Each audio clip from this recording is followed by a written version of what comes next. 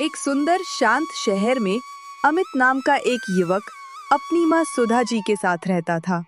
सुधा जी एक स्नेही, सरल और संस्कारी महिला थीं, जिनकी पूरी दुनिया बस उनके बेटे अमित के इर्द गिर्द घूमती थी। अमित एक प्राइवेट कंपनी में नौकरी करता था और अक्सर देर रात तक काम करने के कारण सुबह देर तक सोता रहता था। उस सुबह भी दीवार पर लगी घड़ी 9 बजने को थी, पर अमित अब भी मीठी नींद में सोया हुआ था। तभी उसकी माँ हल्के कदमों से उसके कमरे में आती है और प्यार भरी आवाज में कहती है, बेटा अभी तक सो रहा है? ऑफिस नहीं जाना है तुझे? माँ अभी सोने दो कुछ देर और, अभी टाइम ही क्या हुआ है। बेटा 9 बजने वाले हैं, चल जल्दी से उठकर तैयार हो जा। अमित तैयार होकर ऑफिस चला जाता है। सुधा जी जल्दी जल्दी घर का काम निपटाती हैं। घर के सारे काम खत्म कर वो जैसे ही आराम करने बैठती हैं, तभी दरवाजे की घंटी बजती है और दरवाजे से सुधा जी की पुरानी सहेली कविता मुस्कुराते हुए अंदर चली आती है। सुधा जी खड़ी होकर मुस्कुराते हुए बोलती हैं, अरे कविता, तू? बहुत दिनों बाद दर्शन दिए। सोचा आज तेरे घर से होकर ही बाजार चली जाऊं। तू भी तो अब मिलने का नाम ही नहीं लेती। दोनों रसोई में चली जाती हैं। सुधा जी चाय बनाती हैं और दोनों हंसते बोलते हुए बैठ जाती हैं। कविता, तू बता कैसी है? सब ठीक? हाँ सुधा, सब बढ़िया। तू बता, तू कैसी है? मैं तो ठीक हूँ, बस अब सोच रही हूँ अमित के लिए कोई अच्छी सी लड़की ढूंढ लूं। कितनी बार तुझसे कहा था ना, कुछ देख कुछ बात चला। किया कुछ? अरे किया है ना। मेरी दूर की रिश्तेदारी में एक लड़की है, बहुत ही सुसंस्कारी, सुंदर और समझदार। मुझे पूरा यकीन है कि तुझे और अमित दोनों को पसंद आएगी। सच कह रही है तू? जल्दी बात आगे बढ़ाना, और अगर उसकी फोटो हो तो दिखा दे। बस यही तो दिखाने आई थी। देख, ये है संजना।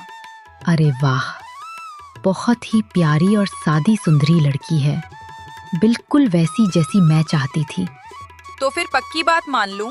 हाँ हाँ बिल्कुल, जल्दी से बात आगे बढ़ा। मुझे लगता है भगवान ने मेरी सुन ली है। घर में एक बार फिर रौनक फैल जाती है। सुधा जी के चेहरे पर वो सुकून लौट आया था जो उन्हें बरसों से नहीं मिला था। 2 दिन बाद कविता लड़की वालों से बात करके बताती है और इसके बाद अमित और संजना आपस में मिलते हैं। सभी को रिश्ता पसंद आ जाता है और कुछ ही दिनों में दोनों की शादी हो जाती है। शादी के बाद सुधा जी बहुत खुश रहती थीं। एक दिन सुधा जी रसोई में खाना बना रही थीं। तभी संजना वहां आती है। बहू, कुछ चाहिए तुम्हें? जी नहीं मम्मी जी, मेरे होते आप काम करें ये ठीक नहीं है। मैं चाहती हूँ आप आराम करें और सारा काम मैं करूँ। बहू, तुम अभी अभी तो आई हो, थोड़े दिन आराम करो, बाद में तुम्हें ही तो ये सब संभालना है। नहीं माँ जी, मैं ऐसे नहीं बैठ सकती। मैं आपकी मदद करती हूँ, धीरे धीरे मैं सब काम सीख जाऊंगी। संजना सुधा जी का हाथ बटाने लगती है। धीरे धीरे संजना पूरे घर की जिम्मेदारी संभालने लगती है। सुधा जी के पास अब कोई काम नहीं बचा था।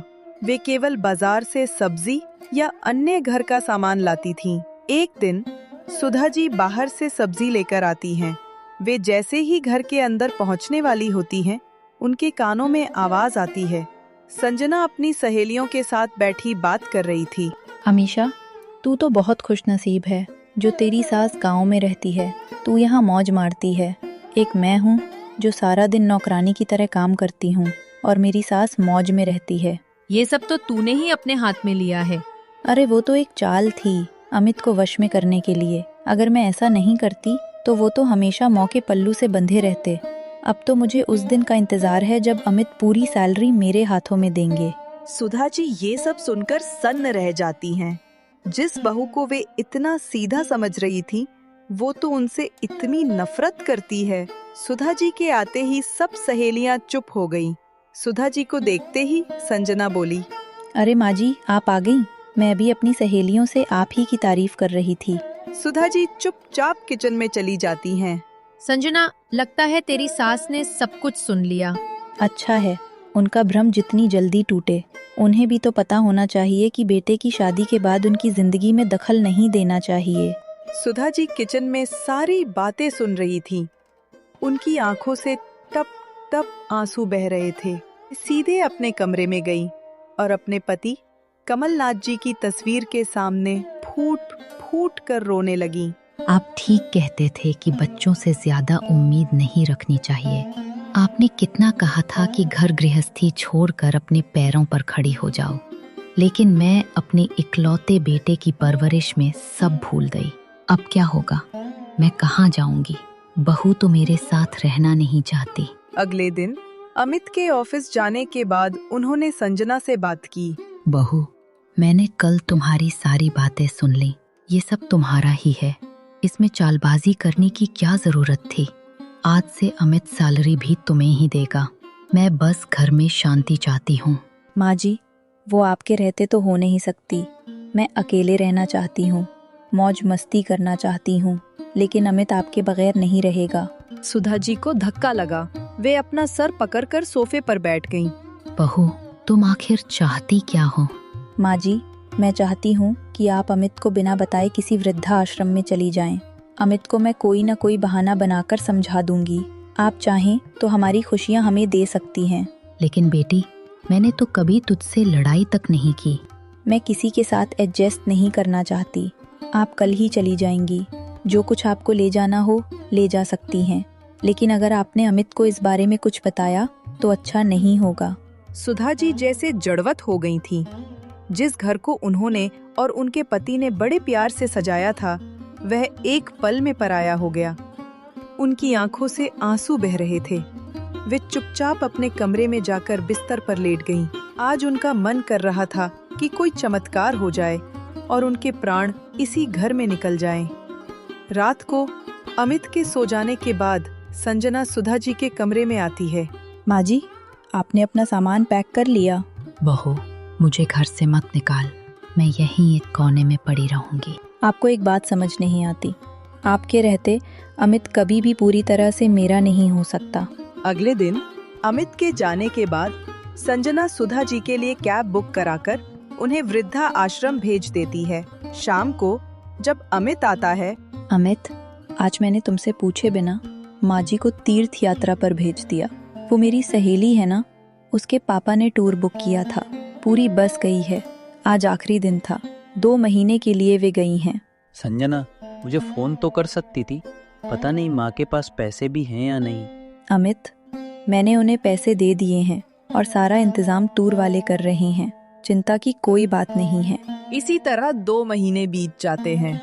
एक दिन संजना रोते हुए अमित के पास आती है। अमित, बहुत बुरी खबर है। तीर्थ यात्रा पर जाने वाली बस का एक्सीडेंट हो गया। उसमें कोई नहीं बचा।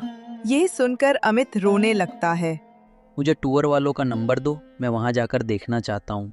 अमित, मैंने सब पता कर लिया। बस हजारों फुट गहरी खाई में गिर गई। किसी का कुछ पता नहीं लगा। अमित का दिल टूट जाता है। वह कई दिन तक माँ को याद करके रोता रहता है। कुछ दिन बाद संजना उसे समझाती है। अमित, जो होना था हो गया। शायद किस्मत को यही मंजूर था। कुछ दिन में सब सामान्य हो जाता है। एक दिन अमित कहीं जा रहा था। तभी वह देखता है एक मैले कुचैले कपड़े में उसकी माँ भीख मांग रही थी। माँ, तुम यहाँ कैसे? तुम तो तीर्थ यात्रा पर गई थी। बेटा, संजना ने मुझे घर से निकल जाने के लिए कहा और वृद्धा आश्रम भिजवा दिया। वो अकेले रहना चाहती थी। वृद्धा आश्रम में उन्हीं लोगों को रखते हैं जिनके घर वाले खर्चा देते हैं। संजना ने 1 महीने तो पैसे भिजवाए, उसके बाद पैसे भेजना बंद कर दिया। वृद्धा आश्रम वालों ने मुझे निकाल दिया। तब से यहीं रहती हूँ। कोई कुछ दे जाता है तो खा लेती हूँ। तू कैसा है? अमित की आंखों से टप टप आंसू बह रहे थे। वह माँ को लेकर सीधा घर आ जाता है।